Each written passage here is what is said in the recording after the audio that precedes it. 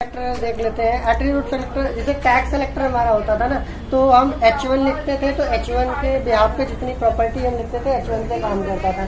अब यहाँ पे जो एट्रीब्यूट सेलेक्टर है वो किसी पर्टिकुलर एट्रीब्यूट पे अगर हमें CSS लिखना होता है तो हम एट्रीब्यूट सेलेक्टर का यूज करेंगे। कैसे करेंगे? जैसे एट्रीब्यूट सेलेक्टर से यूज टू सेलेक्टर है elements with the specific attribute, क्योंकि एक एलिमेंट में बहुत सारे एट्रीब्यूट्स होते हैं, तो हम चाहते हैं कि उस पर्टिकुलर एट्रीब्यूट की वैल्यू पे ही वो पर्टिकुलर कलर आए, तो हम यहाँ पे स्पेसिफाई कर सकते हैं। जैसे यहाँ पे CSS attribute is equal to value, attribute का नाम यहाँ पे होगा और उसकी वैल्यूज होगी। अब यहाँ पे जैसे एट्रीब्यूट एंड एट्रीब्यूट की वैल्यूज पे अगर हम देखें तो एक एंकर टैग यूज किया गया है और टारगेट हम अंडरस्कोर ब्लैंक यूज किया है। तो जिसपे अंडरस्कोर ब्लैंक href में लगाया गया होगा, केवल उसी का क्या करेंगे, यहाँ पे हम उसी पे हम CSS लगाएंगे, उसी का कलर चेंज करेंगे या कुछ ऐसा करेंगे। इसमें अगर हम एग्जाम्पल एक देखें तो एग्जाम्पल्स में यहाँ पे एक एक्सरसाइज के तौर पे अगर हम एट्रीब्यूट सेलेक्टर्स में जैसे यहाँ पे A टारगेट दिया गया, टारगेट हमारा क्या है, एक एट्रीब्यूट है। जैसे हम href में टारगेट नहीं देते अंडरस्कोर ब्लैंक अंडरस्कोर टॉप, तो ये टारगेट अगर हम देखें तो इसमें हमने टारगेट नहीं लगाया है, इसमें टारगेट हमने नहीं लगाया, तो हमने टारगेट इस वाले लिंक में लगाया है, इस वाले लिंक में लगाया है। तो यहाँ पे अगर हम देखें तो इसका बैकग्राउंड कलर येलो आएगा, किसका, जिसमें टारगेट एट्रीब्यूट्स दिया गया है। जिसमें टारगेट एट्रीब्यूट नहीं दिया गया है उसका बैकग्राउंड कलर येलो नहीं आएगा। तो एक तरीके से कभी हम क्या करते थे, टैग एट्रीब्यूट लगाते थे तो हम कुछ ऐसा लिखते थे, कुछ इस तरीके से टेक्स्ट डेकोरेशन नन कुछ। तो ये क्या करता था कि पूरे टैग पे काम करता था, जितने भी A लगाए गए होंगे सब पे काम करेगा। लेकिन ये यहाँ पे क्या करेगा कि केवल उसी पे वर्क करेगा जिसमें टारगेट एट्रीब्यूट्स लगाए गए। ठीक है, तो यहाँ पे अगर हम इसको रन करके देखते हैं तो आपको दिखेगा कि 2 पे हमारा बैकग्राउंड कलर येलो आएगा, 1 पे येलो नहीं आएगा। टेक्स्ट डेकोरेशन नन कर दिया था तो तीनों पे हमारा अंडरलाइन हट गई है। अगर ये चीजें हमने टेक्स्ट डेकोरेशन यहाँ से अगर हमने हटा दिया होता, अगर ये नहीं लगाया होता तो ये हमारा बैकग्राउंड जो अंडरलाइन ये आएगा आपको, तो ये अंडरलाइन वहां पे आ रहा था बट यहाँ पे नहीं आएगा। तो इसको आपको चेक करना रहेगा कि टारगेट एट्रीब्यूट किस तरीके से, जैसे मान लो किसी पर्टिकुलर वैल्यू के बिहाफ पे अगर हमें काम कराना है टारगेट के साथ, तो हम यहाँ पे पर्टिकुलर वैल्यू के साथ भी हम दे सकते हैं।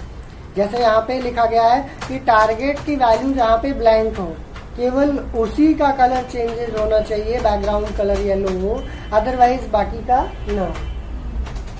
तो यहाँ पे हमने क्या किया है कि टारगेट का हमने क्या कर दिया, अंडरस्कोर ब्लैंक। तो ये जिसका टारगेट क्या है ब्लैंक होगा, केवल उसी का बैकग्राउंड कलर येलो होगा। तो ये जो हमने दूसरे वाले में जो एट्रीब्यूट इक्वल टू वैल्यूज दिया है ना, ये पहला था, एट्रीब्यूट का डायरेक्ट नाम दे सकते हो या तो आप एट्रीब्यूट के साथ साथ उसकी वैल्यू भी मेंशन कर सकते हो।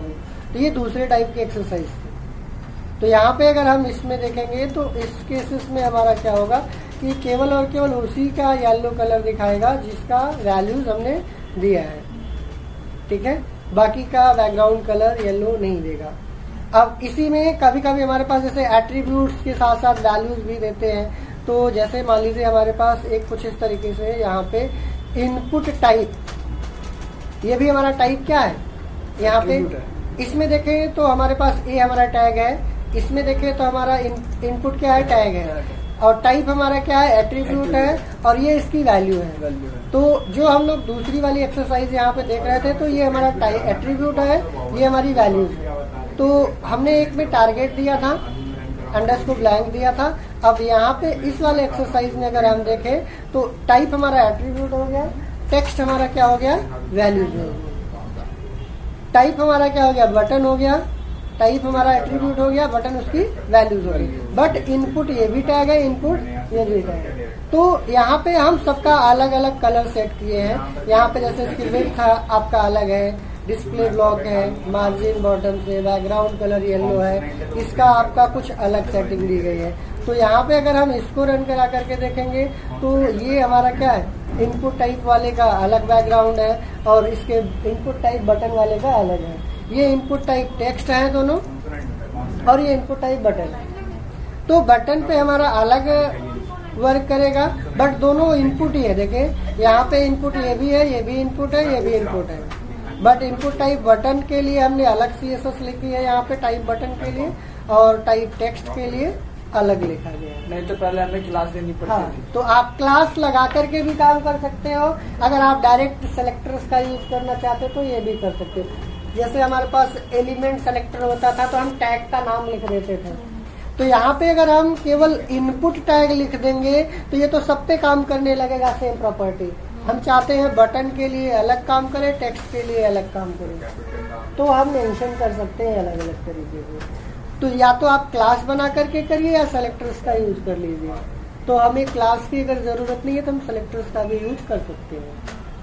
अब यहाँ पे कुछ चीजें इसमें और भी दी गई है, जैसे यहाँ पे जैसे कुछ बिगनिंग्स का दिया गया एट्रीब्यूट के साथ। एट्रीब्यूट डायरेक्ट वैल्यू दे देते थे, अब हमने एट्रीब्यूट के साथ एक सिंबल्स का इस्तेमाल किया है। इस सिंबल्स का क्या मतलब है, अगर हम इस सिंबल्स का मतलब समझे तो यहाँ पे आपको दिया गया है कि selectors is used to select the elements with an attributes values content the specified word.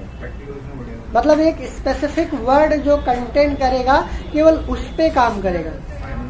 ठीक है, इसका एग्जांपल्स अगर हम देखें तो एग्जांपल्स में स्पेसिफिक वर्ड्स को यहाँ पे अगर देखा जाए तो जैसे हमने इसमें एक स्पेसिफिक वर्ड इस्तेमाल किया है। एक टाइटल हमारा एट्रीब्यूट है। अब इस एट्रीब्यूट्स में अगर ये वाला वर्ड अगर हमें मिलेगा जहाँ जहाँ पे, वो चाहे इंडिविजुअल मिले या किसी के कंप्लीट में मिले, केवल उसी पे ये CSS काम करेगा। ये वाली CSS टाइटल एट्रीब्यूट पे तो काम करेगा, बट फ्लावर मिलना चाहिए। अब फ्लावर अगर हम ये हटा देते स्पेसिफिकेशन तो केवल एक पे काम करता है। वो किस पे काम करता है, केवल इस पे काम करता है। अगर हमने यहाँ पे लगा दिया कुछ इस तरीके से टिल्ड ऑपरेटर लगा दिया तो ये क्या करेगा कि ये कहीं पे भी फ्लावर मिल जाएगा टाइटल में, तो उस पे वर्क करेगा। तो जैसे यहाँ पे हमने अगर रन कराया तो आप देखोगे कि ये हमारा इस पे भी टाइटल का मतलब थोड़ा माउस ले जाएंगे, देखिए आपका शो करेगा। यहाँ पे इसका बॉर्डर देख रहे हैं ना, काम कर रहा है ना, ये येलो कलर से बॉर्डर है, इसका भी येलो कलर से बॉर्डर है। इस पे बॉर्डर नहीं काम कर रहा है। क्यों नहीं काम कर रहा है, क्योंकि यहाँ पे हमने केवल फ्लावर वर्ड इसमें मिल रहा है, फ्लावर वर्ड इसमें मिल रहा है, इसीलिए इन दो पे काम कर रहा है, तीसरे में काम नहीं कर रहा है। अगर सर इसमें हम ट्री के बाद फ्लावर ले दे तो फिर काम, हाँ, अगर हम इसमें ट्री के बाद अगर हमने फ्लावर यहाँ पे डाल दिया तो फिर आपका इस पे भी काम करने लगेगा। आप रिफ्रेश करेंगे तो यहाँ पे देखिए तीनों पे काम करने लगेगा। इसका मतलब ये है कि आपको फ्लावर ये बताता है कि होना ही चाहिए, वो वर्ड कंटेंट कर रहा है, वो पर्टिकुलर एट्रीब्यूट तो काम करेगा। अगर हमने ये हटा दिया होता तो ये क्या करेगा, केवल और केवल वही काम करेगा जहाँ पे स्पेसिफिक वर्ड मिलेगा। देख रहे ना, अब उसमें फ्लावर्स के अलावा अगर कुछ और मिक्स हो गया तो काम करना बंद कर देगा। तो ये हमारा जो टिल्ड ऑपरेटर होता है ये मेंशन करता है कि फ्लावर अगर कंटेंट कर रहा है तो वो हमारा क्या करेगा, सब पे काम करेगा। सर अब ऐसे क्लेमेटिस स्पेस फ्लावर है, हम ये स्पेस हटा दे तो काम करेगा इसमें? तो ये देखिए आपका फ्लावर वर्ड उसमें मिलना चाहिए। वो कह रहा है कि इसमें केवल फ्लावर वर्ड्स हमारे पास होना चाहिए। फ्लावर वर्ड्स यहाँ पे, इसमें देखिए यहाँ पे क्या है, ये वर्ड इसको पर्टिकुलर ये वर्ड यहाँ पे मैच करे। ये वर्ड तो हुआ नहीं, ये तो पूरा वर्ड हो जाएगा, यहाँ तक हो जाएगा ये वर्ड। तो वर्ड का मतलब ये वर्ड सेपरेट होना चाहिए। अगर आपको इस तरीके से कंबाइंड वाला चाहिए तो इसके लिए अलग चीजें दी गई हैं, जिसके लिए हम देख सकते हैं कि वहां पे वो कौन सा होता है। अगर हम चाहते हैं कि कुछ भी मिले, होना चाहिए बस, तो वो उसके लिए हमारे पास यहाँ पे देखेंगे एट्रीब्यूट सेलेक्टर्स में जैसे यहाँ पे एक पाइप सिंबल का यूज किया गया है। कौन सा सिंबल है, पाइप सिंबल। अगर हम इस सेलेक्टर से use to the with specific attributes starting with specific value, ये स्टार्टिंग वाला केवल देखता है बस, एंडिंग वाला नहीं, स्टार्टिंग वाला देखेगा बस, एंडिंग वाला। इसमें स्पेसिफिक जो हमारा ये दिया ना, इसका मतलब ये है कि वो बिगिनिंग में होना चाहिए। जैसे अभी हमारे पास फ्लावर क्या था, बीच में भी है, लास्ट में भी है या बिगिनिंग में है, उससे मतलब नहीं है। अगर हमने इस तरीके से यूज किया है तो ये मतलब आपको बोलेगा कि बिगिनिंग में ही वो चीजें होनी चाहिए।